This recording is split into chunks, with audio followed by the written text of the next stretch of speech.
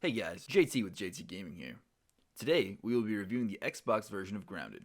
Keep in mind, this game is in early access, so some things will change with time.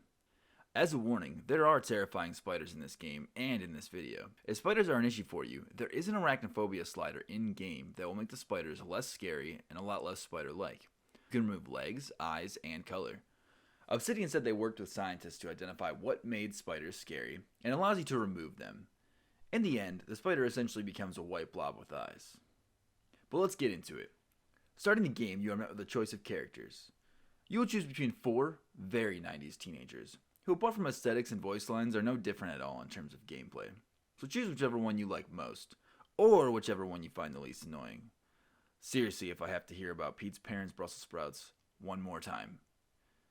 Anyways, once you load in, the game does a good job of teaching the basics of the game. You'll learn about the survival elements as well as crafting. Grounded has the basic necessities of a survival game: health, stamina, food, and water. It is all handled really well. You will be scavenging for mushrooms and acorn bits as well as fresh water. Or even some of those sweet soda droplets left over in soda cans strewn around the yard. The crafting system is very well done. You can craft basic tools and weapons from rocks and grass fibers, with the ability to use insect parts and harder to find materials for higher level armor, tools, and weapons later on. Alright, now on to base building, to protect you from those pesky spiders. Well, that is until they follow you to your home and destroy it, just to hunt you down as you cower inside in a corner, hoping that they don't see you. But they always see you. But, honestly, the base building is great. Although building a cool base is always one of my favorite parts of a survival game, the system is pretty interesting, and a bit different in the sense that you can lay out the entire blueprint of your base before you fully start building it. You can see what it will look like before using up materials on it, and I think this is a great touch. Keep in mind though, building materials like planks of grass are not stored in your inventory. They actually have to be carried in stacks on your shoulder. So get ready to haul some grass planks, especially if you decide to build a base far from the grass like I did the first time. There is also a system that requires you to analyze items to unlock other blueprints. These stations are related to the story that I will do my best to avoid spoiling, although there isn't much to spoil at this point because you only get about 20 minutes of the story in this game so far. Granted, story isn't a huge factor for me in a survival game, but what is there right now definitely has me intrigued. Alright, now let's talk about some bugs. There are a pretty decent amount of insects living in your backyard. I was really impressed with the number and uniqueness of the insects. There are different kinds of ants, smaller bugs that don't really pose much of a threat, giant spiders, and some bugs in between. Spiders are definitely the big bads of this game, and they will attack you on sight. Avoid them at all costs, especially at night, or until you have much better armor and equipment. Although sometimes you don't get much of an option. Honestly, looking at the graphics, I bet some people thought this game was for kids.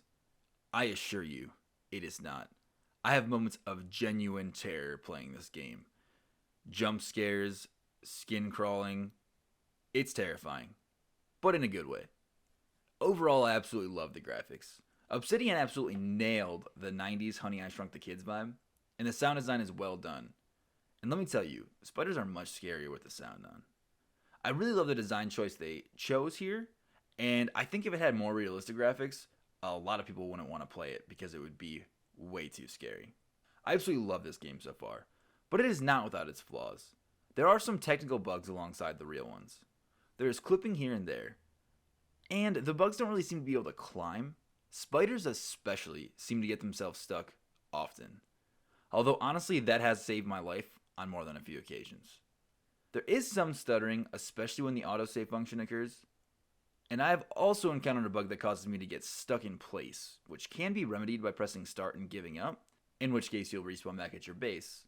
Unfortunately, everything you are carrying will be dropped where you gave up, which can be inconvenient. I would also like to point out the fact it lacks quality of life features when it comes to multiplayer. And multiplayer is a great part of this game. I really recommend playing with friends. But to set up a game, someone has to host the game, and then your friends have to search lobbies filtered by friends, and then join from there.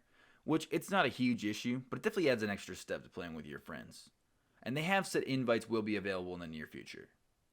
But, for as many weird bugs and glitches that I've seen, I will say to the game's credit, I've not seen a real game-breaking bug or anything that caused any kind of crashes. At the end of the day, this game has a great crafting system, all the survival elements you need, scary enemy types, a really promising story, and great yet terrifying graphics and sound design.